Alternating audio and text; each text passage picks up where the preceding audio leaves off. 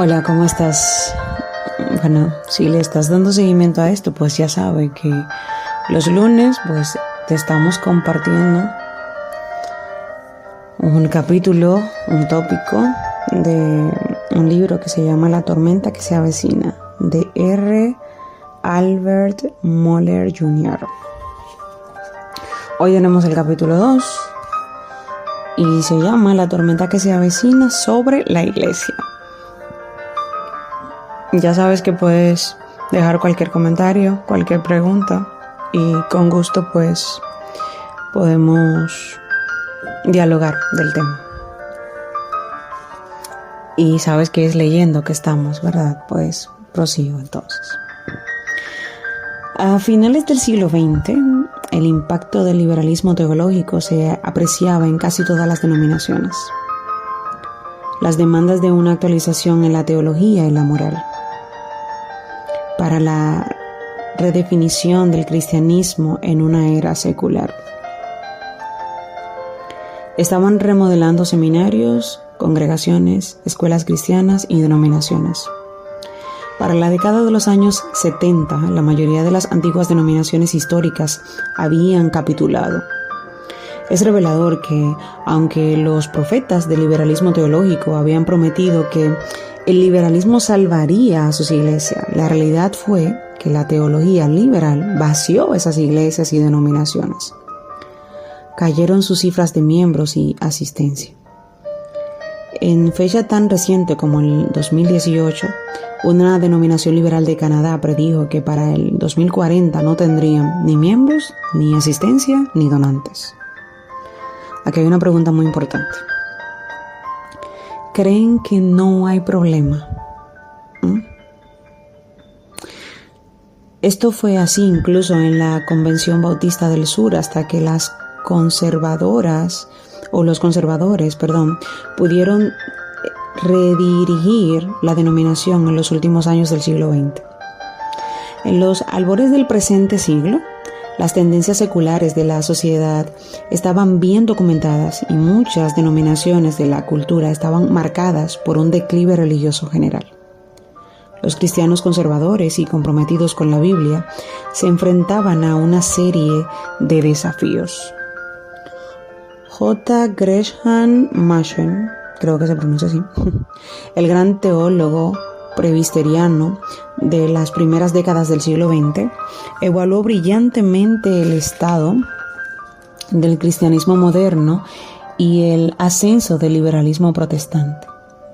En lugar de ver la teología liberal como una variante de la fe cristiana, Machen la calificó como una religión totalmente nueva que se hacía pasar por cristianismo. Para Machen no había puntos comunes entre el cristianismo ortodoxo y el liberalismo protestante. El primero buscaba la fidelidad teológica al Dios de la Biblia, mientras que el segundo se convertía en una religión completamente nueva. Tituló a su famoso libro El cristianismo y el liberalismo, y dejó claro que el liberalismo era una religión totalmente nueva y aparte. El protestantismo liberal y la secularización se han fusionado, creando un nuevo y peligroso contexto para los cristianos comprometidos con la Biblia. Este nuevo contexto pondrá en evidencia a los verdaderos seguidores de Cristo, y bien podrían evidenciarse por ser los últimos de nuestra cultura que se acuerdan de lo que es el auténtico cristianismo. La fusión de la secularización con el protestantismo liberal hizo que la teología liberal fuera más normal a los ojos de la cultura, ya que una cultura secular ni siquiera necesita una teología secular.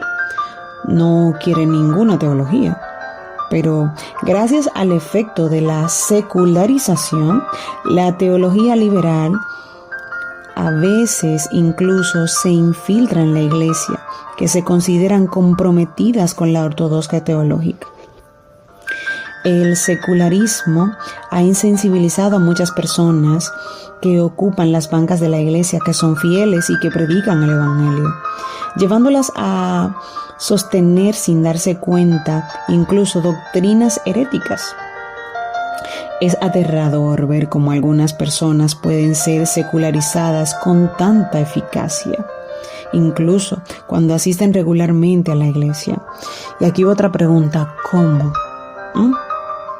El hecho es que muchos cristianos tendrían dificultades para definir el cristianismo fiel o para vivir y definir las doctrinas centrales y eternas.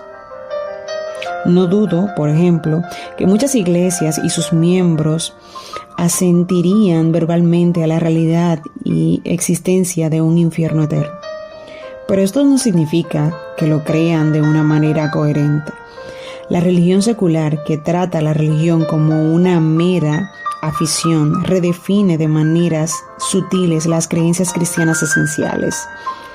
El sociólogo Christian Smith ha descrito esta realidad como deísmo terapéutico moralista. Esto es muy importante. ¿Qué es lo que ahora creen muchos que se consideran cristianos fieles? El deísmo terapéutico moralista consiste en creer en cierto Dios que existe y creó el mundo, un Dios que quiere que las personas sean simplemente simpáticas y amables, y que el objetivo de la vida es la felicidad y la realización personal. Lo más devastador es tal vez la creencia general que las buenas obras le garantizan a la persona un lugar en el cielo. La tentación secular confunde las creencias con las emociones y sugiere que lo único que importa son los sentimientos y la autorrealización. Conforme la sociedad se ha vuelto más secular, hasta los miembros fieles de la iglesia adoptan sin querer formas de pensar y creer que son extrañas y no bíblicas. Además, el liberalismo teológico que nos rodea ha incursionado en muchas iglesias. La secularización ejerce sobre la iglesia una presión tanto pasiva como activa. La presión es pasiva tanto que al alejarse la sociedad de cualquier apariencia de moralidad bíblica, las iglesias sacrifican la convicción confesional en el altar de la relevancia cultural. Pero la presión también es activa, en tanto que a menudo hace demandas explícitas a la iglesia para que renuncie a sus afirmaciones teológicas esenciales. En el siglo pasado se les exigía abandonar doctrinas como el nacimiento virginal y la resurrección corporal para ser consideradas intelectualmente respetables en nuestros tiempos. La presión adquiere a menudo la forma de exigencias de abandonar una moralidad sexual bíblica para ser considerada moralmente aceptable, por cierto. Ese trato nunca funciona, ni siquiera a nivel social. La exigencia secular acaba pidiendo el abandono de todas las doctrinas y enseñanzas que están en conflicto con el espíritu de la época. Pero allí donde las iglesias abandonan sus enseñanzas, la sociedad no abandona las suyas. No existe ninguna amenaza externa, ni siquiera en una época secular, que pueda amenazar el Evangelio de Cristo, ni las promesas eternas que Cristo ha hecho a su iglesia. De hecho, esta es la promesa de Jesús a sus discípulos en Mateo 6:18. Sobre esta roca edificaré mi iglesia, y las puertas del Hades no prevalecerán contra ella. Ni siquiera la muerte amenazará en realidad las promesas de Dios que tenemos en el Evangelio de Cristo. La gran amenaza a la que nos enfrentamos no ataca la existencia de la iglesia, no, sino su fidelidad.